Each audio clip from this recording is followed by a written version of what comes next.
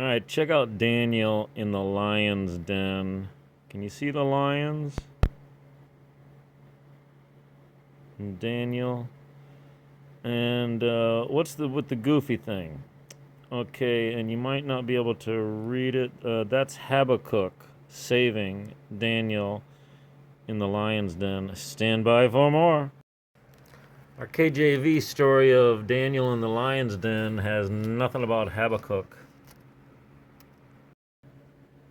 Then said Daniel unto the king, O king, live forever. My God hath sent his angel and has shut the lion's mouth. That's about the most we get out of the KJV.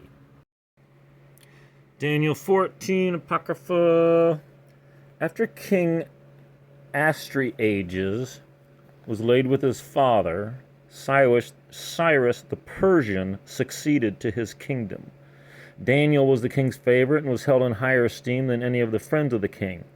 The Babylonians had an idol called Bel, and every day they provided for it 6 barrels of fine flour, 40 sheep, and 6 measures of wine. The king worshipped it and went every day to adore it, but Daniel adored only his God. When the king asked him, Why do you not adore Bel? Daniel replied, Because I worship not idols made with hands, but only the living God who made heaven and earth and has dominion over all mankind. Then the king continued, You do not think Bel is a living God?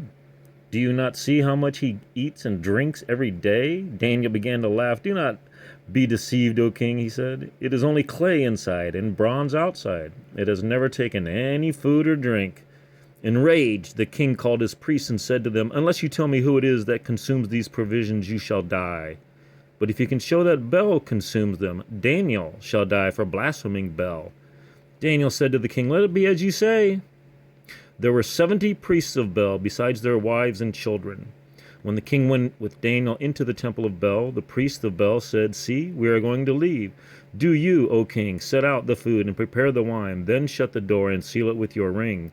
If you do not find that Bel has eaten it all when you return in the morning, we are to die. Otherwise Daniel shall die for his lies against us.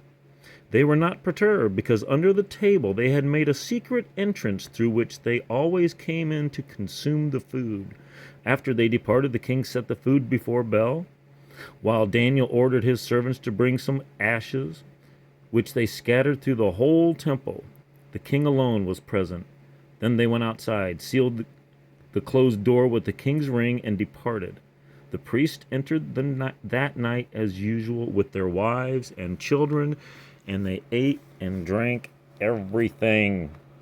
Early the next morning, the king came with Daniel. Are the seals unbroken, Daniel? He asked. And Daniel answered, They are unbroken, O king. As soon as he had opened the door, the king looked at the table and cried aloud, Great you are, O Bel! There is no trickery in you! But Daniel laughed and kept the king from entering. Look at the floor, he said. Whose footprints are these? I see the footprints of men, women, and children, said the king. The angry king arrested the priests, their wives, and their children. They showed him the secret door by which they used to enter to consume what was on the table. He put them to death and handed Bel over to Daniel, who destroyed it and its temple. The temple, destroying the temple, there was a great dragon. After destroying the temple, under the temple, there was a great dragon which the Babylonians worshipped. Look, said the king to Daniel, you cannot deny that this is a living God, so adore it. But Daniel answered, I adore the Lord, my God, for he is the living God. Give me permission, O king, and I will kill this dragon without sword or club. I give you permission, the king said. Then Daniel took some pitch, fat, and hair. These he boiled together and made into cakes. He put them into the mouth of the dragon, and when the dragon ate them, he burst asunder. This, he said, is what you worshipped. When the Babylonians heard this, they were angry and turned against the king. The king has become a Jew, they said. He has destroyed Bel, killed the dragon, and put the priests to death.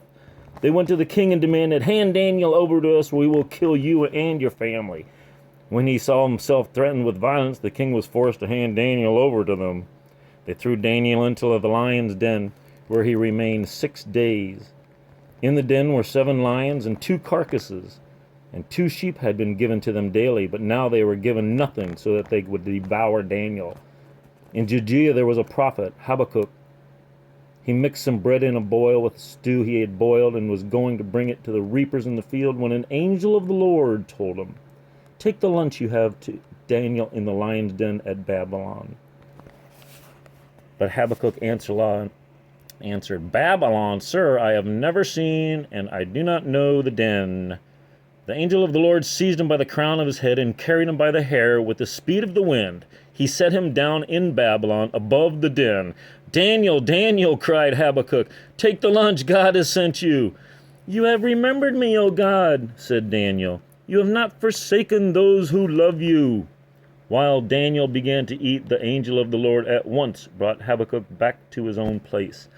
On the 7th day the king came to mourn for Daniel. As he came to the den and looked in, there was Daniel sitting there. The king cried aloud, "You are great, O Lord, the God of Daniel, and there is no other beside you." Daniel he took out, but those who had tried to destroy him he threw into the den, and they were devoured in a moment before his eyes.